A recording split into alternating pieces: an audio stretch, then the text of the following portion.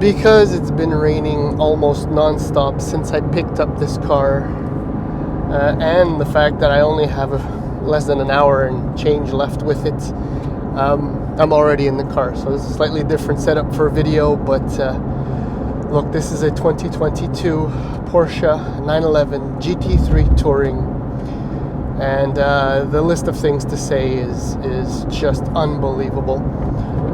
The first is, I always thought Touring was a funny name to give to this car because it is a GT3. I suppose that GT3 fixed spoilerless version just didn't ring quite as well as Touring, because I mean, look, there's nothing touring about this car except for the way it looks, because this is still a hardcore driving machine, and that also happens to, yeah, manual. That was just 6,000 RPM. That's the crazy part. Oh my. Okay. Like I said, it's essentially only been a few hours since I picked up the car, and I'm still not quite over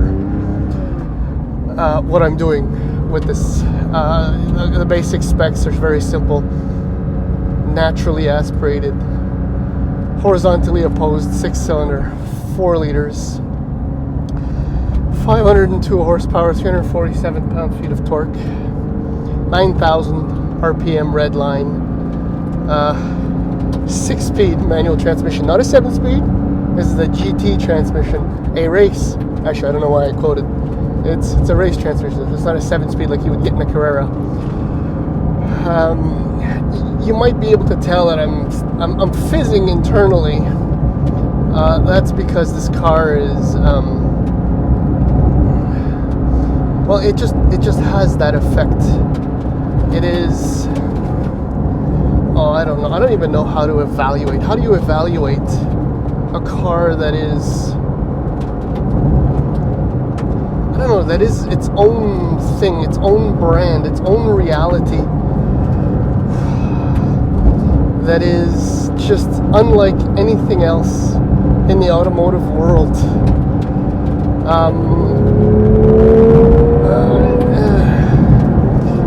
I mean, look, I'm out in the country, and the roads aren't that great. I'm only doing about 90 kilometers an hour, and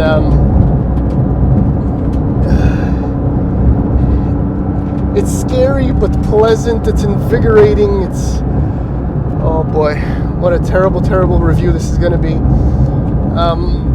But look, the Porsche Active Suspension Management, which means the car is 20 millimeters lower than the standard Carrera, double wishbone up front. I don't know why I'm telling you this, because it's not necessarily important. Yeah, train tracks, that's important, however. Thankfully, this car has front lift system, and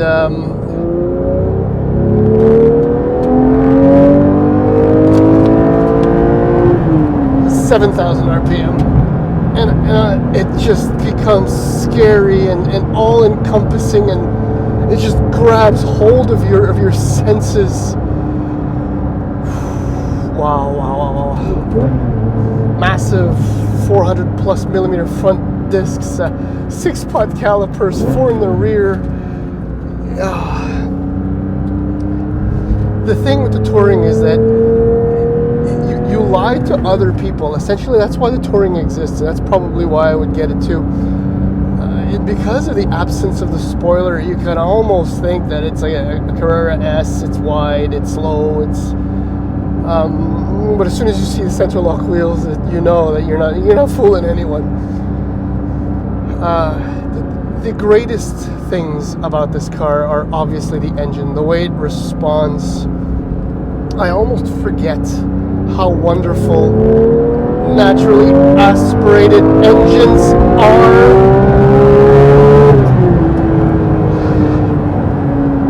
Because the power delivery is so linear, but so intense at the same time.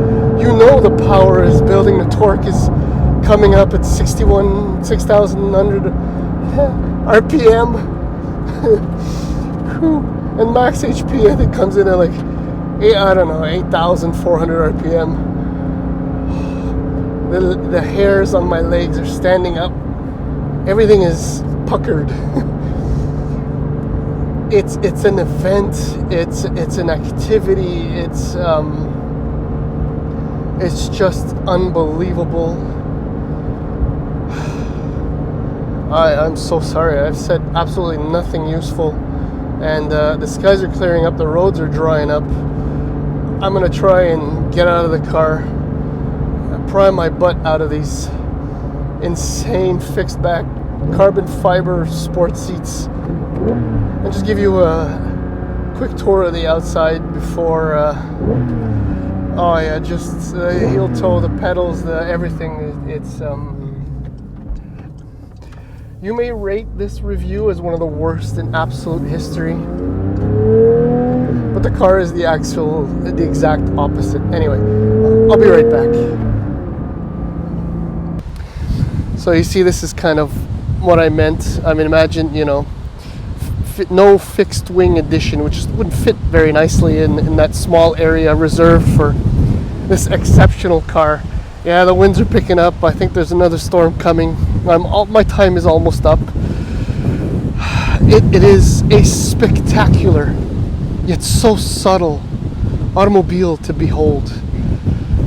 Beautiful, like no other car should be, and yet so vicious, visually imposing, terrifying even, but not, because it's a touring. I really can't emphasize how incredibly gorgeous this car looks. I mean, the only thing wrong with it is that you can see my reflection in the bumper. Everything else, yeah, a lot of wind. I'm having a hard time holding the phone. I can't think straight. A base price in Canada is $189,700. It's the gentleman's GT3 is the best way to put it, I suppose. Other differences with the regular GT3 is that you have leather inside instead of the Racetex business. This exact car is specified, is configured to absolute magnificence. It has a Porsche exclusive manufactured interior. Let me show this to you. There's proof of that right there. Yeah, and it's got these insane seats, fixed bucket seats. Just a quick shot of the interior because, as part of the exclusive and the racing bucket seats, you have a rear seat delete because you should. Perhaps one of the most iconic alphanumeric configurations, numbers, names, I don't know, in the history of the automobile.